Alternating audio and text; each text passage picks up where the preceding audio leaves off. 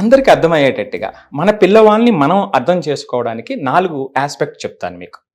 Type 1 student అండి. సిన్సియర్‌గా ఉంటాడు, పాపం మార్క్స్ రావు.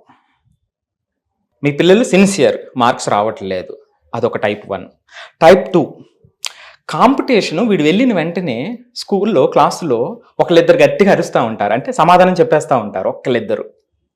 అమ్మో, నిన్నటి వరకు హీరో, ఎక్కడెక్కడో స్కూల్లో 10th క్లాస్ వరకు 90% అబవ్ వచ్చింది, ఇక్కడ ఏంటి నాకేం అర్థం కాలేదు, వాడు అప్పుడే ఆన్సర్ చెప్పేస్తున్నాడు అనేటువంటి మొట్టమొదటి స్టెప్ వాడిని ఇంకా నాకు వల్ల కాదేమో అనిపిస్తుందండి, గివ్ అప్ చేస్తారు, వదిలేస్తారు. ఇది టైప్ 2. ఇక మూడవది, అసలు ఆ ప్రయత్నమే చేయరు. ఎందుకు ప్రయత్నం చేయరంటే ఆడు నిన్నటి వరకు చదువుకున్నటువంటిది ఇక్కడ చూస్తున్నటువంటిది సింక్ అవ్వదు, ఈ స్థాయి పెరిగిపోతూ ఉంటుంది, సో ప్రయత్నం చేయరు. ఇది మూడో టైప్ అండి. ఇక నాలుగో టైప్ ఏమిటంటే, ఇక్కడ ఎక్కువ కంటెంట్ ఉంది కాబట్టి వాడి యొక్క ఇంట్రెస్ట్ వేరే పక్కకు మరలిపోతుంది, ఆ ఫ్రెండ్స్తోనో వేరే వాళ్ళతోనో గడిపేస్తాడు. ఇవి 4 రకాల టైప్స్ పిల్లలు ఉంటారండి. నేను ఇవి ఎక్కడా ఉండవు బుక్స్లో, అది